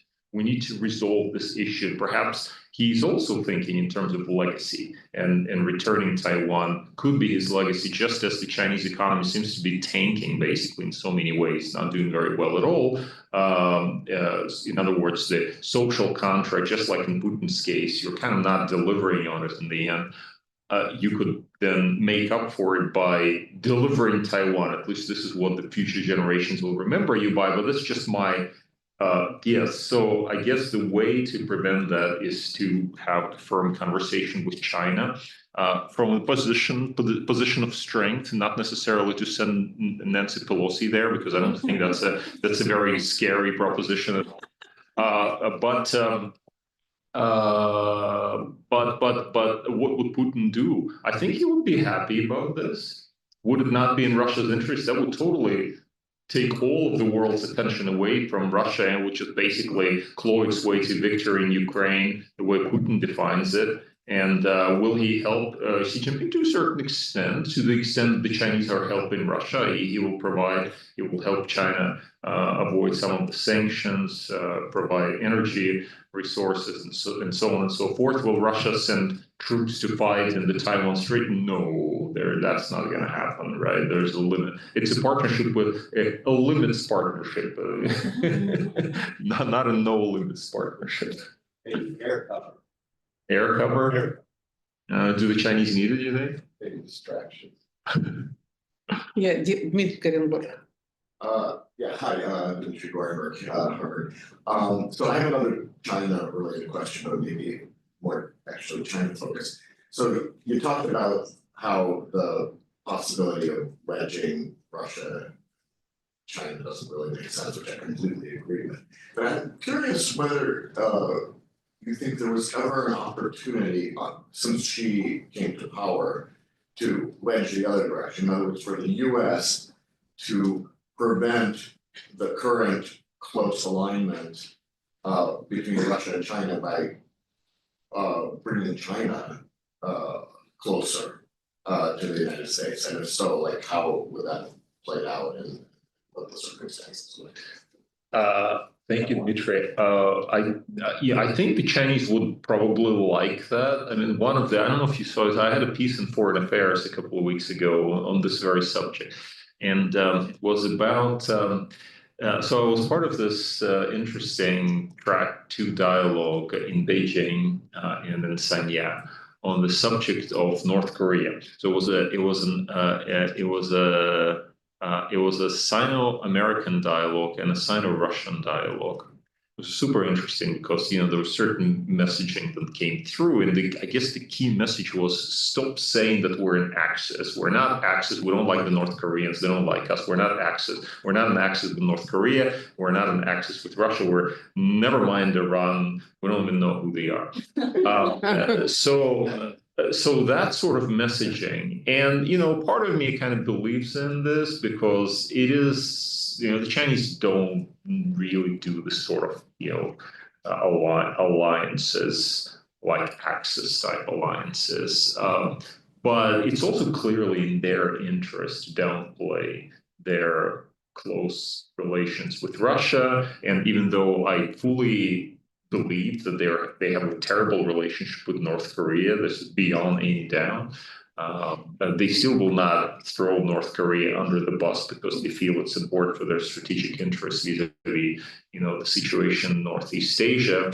So what they are trying to say is, look, we're open to great power dialogue with the United States, but they ultimately think that Russia and North Korea are geopolitical pawns, or maybe not pawns. Maybe North Korea is a pawn, but Russia is a queen or something. You don't want to sacrifice them because this will undermine you. Maybe you can sacrifice them in a very important situation to win a victory. But generally speaking, they're not willing to dump Putin and to be played against Russia. But and even more important point, though, I don't see the Americans ever actually willing to do that, because clearly in Washington, everybody is thinking that China is the threat, much more so in the long term than Russia, because, what is Russia anyway, even if they win in Ukraine, which doesn't actually matter. The Europeans will say, hey, you're crazy, look at these people, they will take over the Baltics and the Balkans, right? But, from American perspective, that's far away. The Chinese are the ones that are much more of an issue, and I just don't see the prospects of some kind of a Sino-American alignment against Russia. This would not make any sense strategically. I was thinking like 10 years ago or 12, like early. Early on. China was not so strong. For Ukraine? Well, after 2014. Yeah, I don't know. Look, I don't think this was in the cards. No, I mean, I don't think it was. I was just wondering if it was possible, not so much whether. Yeah. I agree with you that it wasn't really something the US was. Yes, please.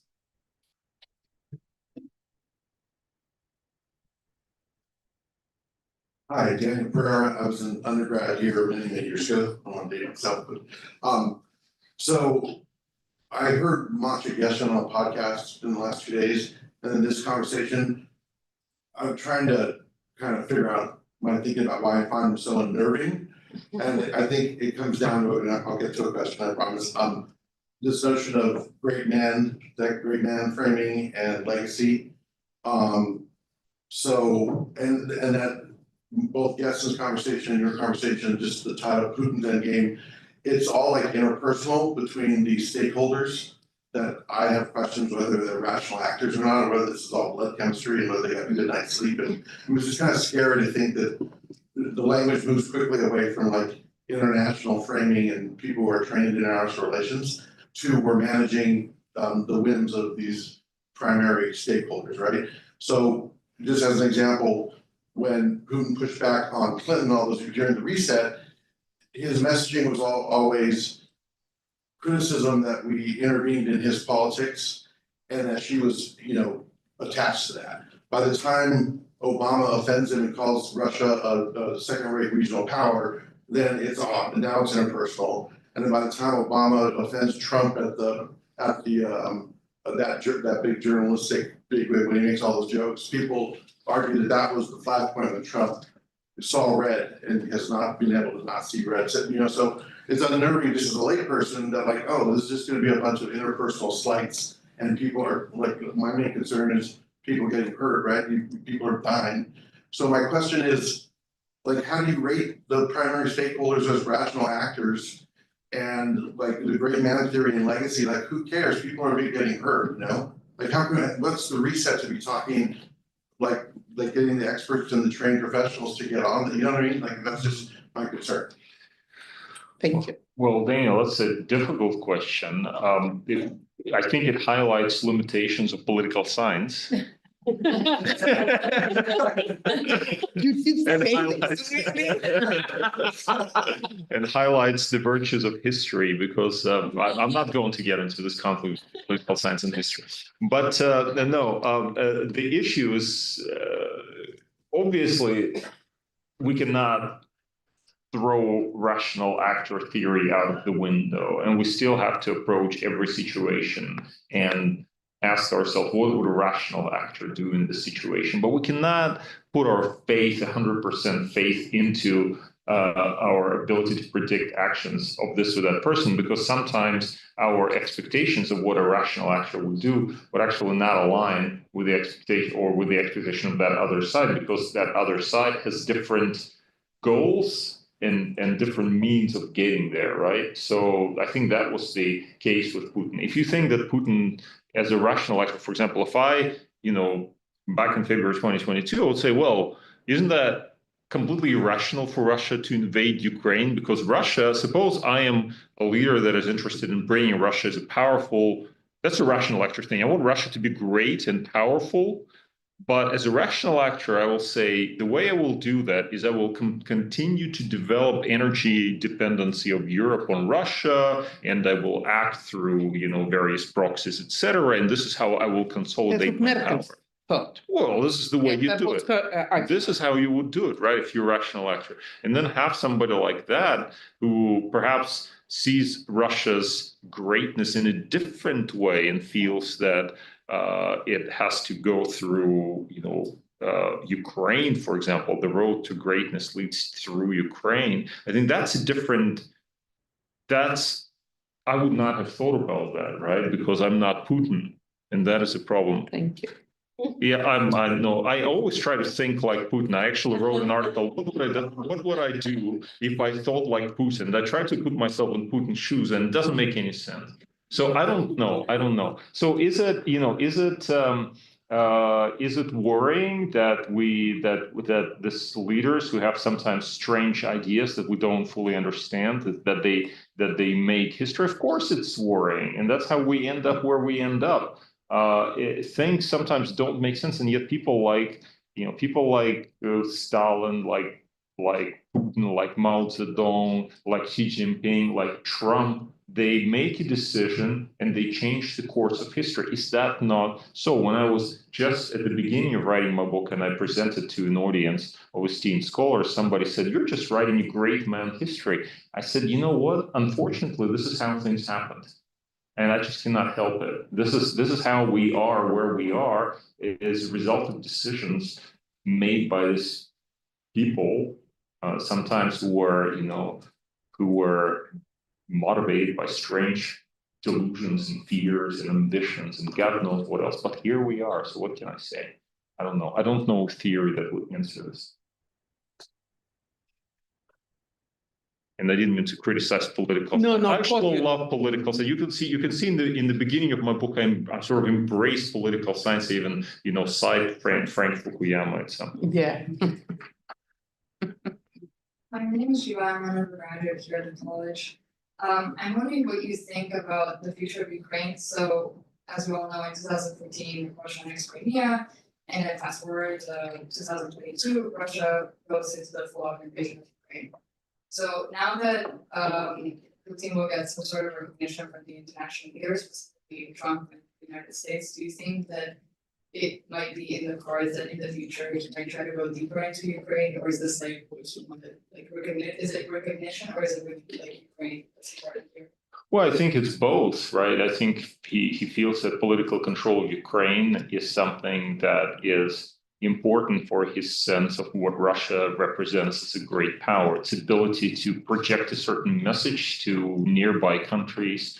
It's not just about Ukraine. I mean, you can see what the Georgians are doing in the last few months and ask yourself the question, why is it that they're doing this, right? Why is it there has been a reorientation of Georgian foreign policy? It's a message that's coming from the Kremlin. They're hedging their bets. That's what they're doing. I think that's part of what Putin is trying to accomplish. It's not just about Ukraine. It is also about Ukraine, however. It is about controlling Ukraine. But once again, I don't know. And we saw that new proposal for truce or for immediate truce in Ukraine for 30 days. I don't know whether the Russians will take it. I think if Putin is thinking like Stalin, he will take it because Stalin always liked to negotiate under the banners of peace. While actually pursuing whatever it is that you want to pursue. So it's not to be excluded. But I think fundamentally what he wants is he wants to return the situation in Ukraine to where he will call the shots. What happened in Ukraine since 2014 is something that he finds unacceptable, particularly the whole situation of Maidan, et cetera, the change of leadership there and the purge of the corrupt Yanukovych. He wants to be in a position to call the shots in Ukraine, and I just struggle to see that he will exchange this for any sort of recognition of his return to Europe or the world stage as a partner of the United States. And the reason I think he's not going to do that is precisely because he sees Ukraine as a stepping stone to this recognition. He already got to this kind of recognition by means of invading Ukraine to a certain extent. That's everybody is tiptoeing around him at the moment and try to figure out what his actions are going to be like. So, but it's, like I said, I don't know. I'm a historian, right? I don't know the future. Historians have such a trouble predicting the past. Don't ask them about the future. I'll take advantage of holding the microphone. My name is Natasha Yefimovich, and I work here at the Davis Center. You mentioned nuclear weapons as this defining factor in the Cold War. And so I'd love to hear any of your thoughts on how they're playing into the current trifecta, if we're entering a trifecta of great powers, or so especially China's thinking about where they want to get to, since the attempts earlier by the United States to try to pull China into these trilateral negotiations didn't go anywhere. So. Thank you, Natasha. I think it's unlikely that the Chinese will go along, and not least, go along with Trump's proposal to cut defense budget by 50% or engage in nuclear arms control. And that is because they still perceive Russia and the United States as basically holding all the nuclear cards, and China not having enough. So there are they're pursuing a build-up at the moment.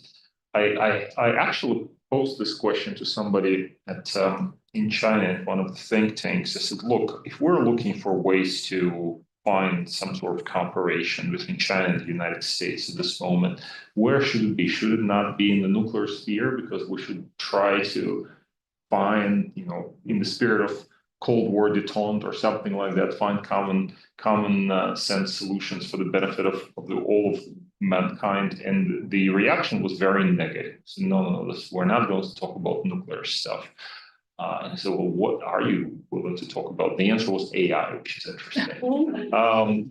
But the problem is, and this is where it becomes really, really interesting, even during nuclear negotiations during the Cold War, they were really complicated by the presence on the other side, i.e., on the west of the French and British nuclear weapons. As we know, the Soviets felt that this was kind of part of the Western arsenal directly against them, and they were having difficulty yielding on this point. The more nuclear powers you have, the more difficult it becomes then to have this negotiation to make sure that everybody is on the same page in terms of the number of warheads and the types of missiles and so on, and the types of nuclear forces allowed. So I'm really pessimistic about where nuclear control is currently heading.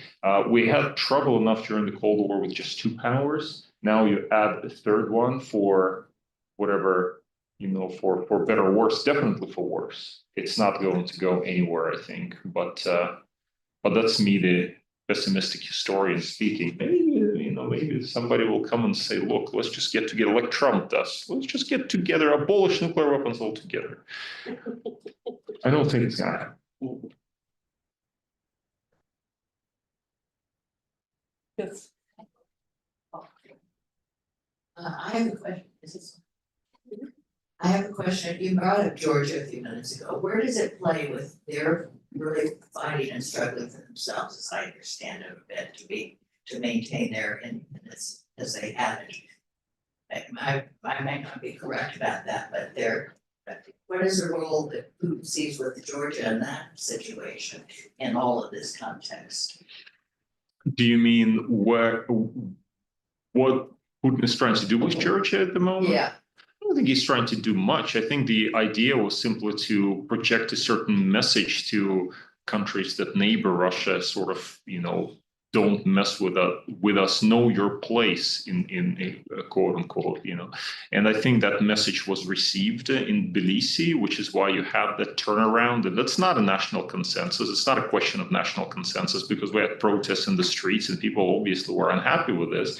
But it seems that the government at least felt that this is the safest option to pursue, and who are we to tell them that they're wrong in this current situation? I mean, the Ukrainians, if anything, given where they find themselves today and how Western support proved to be so unreliable in the end, who can tell the Georgians that they are wrong to discount Western support if it comes to worst?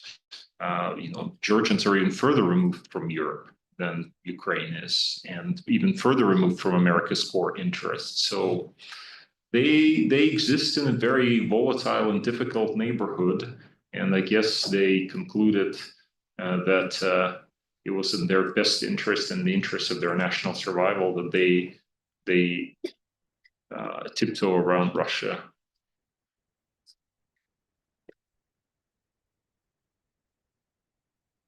Okay, I don't see any.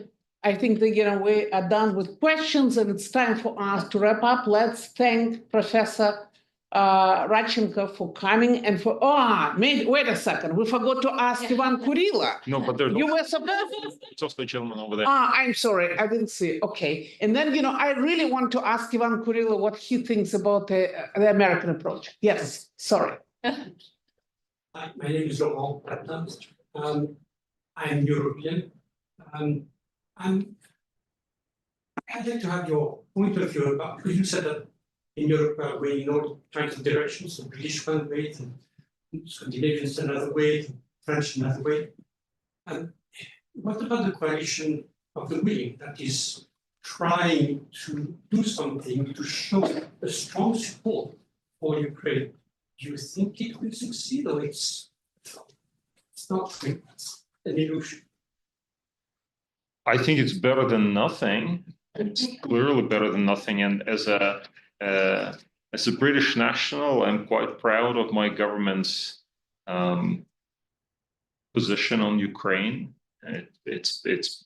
Its position certainly has been more consistent than the position of the United States government, and that's as as much as you can say. I think it's fair to say what has happened in Europe in the last few weeks and months, certainly since J.D. Vance's speech in Munich, has shown that the Europeans are waking up and they're asking themselves, do we want to be just the pawns on the board moved by great powers like at Yalta? We don't have to, because we have our own strength, we have our own capabilities. And yes, we do over-rely in some ways on America, and you can no longer do that. So it is kind of interesting. Actually, I see a certain irony to this, because what we see now is Europe beginning to wake up, standing, trying to work together. Not all of them, obviously not Viktor Orban, he's not working together, or Fico, or you name it. There's some actors out there that are clearly wouldn't mind to see Ukraine completely overrun by the Russians, but many others, including the British, including especially the Scandinavians, the Nordic states, are working quite closely together. And there's increasingly this conversation of standing tall and proud and almost asserting strategic independence from the United States and from NATO structures, which is kind of ironic, because that's what Russia wants to accomplish for a long, long time. And you're going back to the Cold War, to break up NATO and to play Europe against the United States. So in this situation, you can kind of see that as a victory for Europe, but also in a weird way, it actually fulfills Russia's long-term aspirations of pushing the Americans out of Europe. It's just ironic. It's just And ironic. I don't know what to say. You're right. And the Soviet aspiration. Oh, this is a long-term goal to break up NATO. But what are the options? What are the options? Just to sit and wait for American handouts and and American guidance? No, you got to do something in this kind of situation. You have to start thinking, and to give credit to J.D. Vance and to the Trump administration, they certainly made the Europeans think, and this is what we're seeing now. Okay, thank you very much, Ivan Kurila. Really, for those of you who don't know, Ivan Kurila is of course, he's a Russian historian. Now of course, he's a foreign agent, of course, and he's the enemy of the state, of course. I'm not a foreign. Are you not? Oh. God, they miss something, right? I know, so they're not very effective, Yes. But anyway, he wrote tons of books about, about United States. And, if you ever want to ask something about United States in Russia, or, you go to Kurila. Anyway, so my question to you, that's what, Professor Radchenko, he said that he's not American. What is the end game for Trump? What Trump is doing by trying to kiss Putin's ring and, to bring him to the table and to say that he has all the cards and Ukrainians have no cards. And, and he sort of implies that he respects Putin.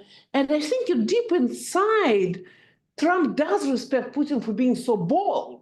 He decided to invade Ukraine. He invaded Ukraine. He decided to annex Crimea. He annexed Crimea, And Trump watches, Putin said, why cannot I annex Canada? Or why cannot I occupy Greenland? Anyway, I understand. You don't know what is inside Trump's head, but still, what kind of rationale do you see behind that? I think I have 1 minute. No, you can do it. First of all, I don't know. Second, of course, several explanations. One is me. When like 10 years, 15 years ago, I remember I wrote about Putin, that Putin wants to emulate the United States and be as bold as as bold as Americans. America has Kosovo, we also have something like Crimea or whatever. He wanted to emulate the United States, but not in a way to become democracy, but in a way to become like international player without restrictions, without what happened. And I can say that now Trump is in return attempt to emulate Putin, at least visibly. And why he wanted? If we get out, it's probably his personality, which I cannot discuss. But he also had, as far as I see, the main problem is, again, as I can think that Trump had in mind, was that American society, American political society was split very much, and he felt that during his first presidency and he's playing the old game in famous, usual for many generations of American politicians to export domestic split somewhere else, but not to the place which would definitely trigger a world war. He doesn't want that. So that's why he started this strange talks about Greenland, Panama, Canada, something which can attract the attention to some less dangerous place than Ukraine, because he in fact thinks that Ukraine can be a trigger for it. But somewhere abroad, somewhere outside of the United States. So to take the attention out of the domestic splits, and at the same time he is taking the domestic sources of opposition, and like universities, we all see what is going on inside the United States. So that's like more or less attempt to rationalize what he is doing, but maybe I'm totally wrong. It's just I don't know more than anybody on the audience. But thank you for asking. Yes, thank you very much. And so I think it's time for us to thank Professor Radchenko for coming and for giving this amazing and for writing this amazing book that I strongly advise everyone just to run and read, because it's really, it's such a joy.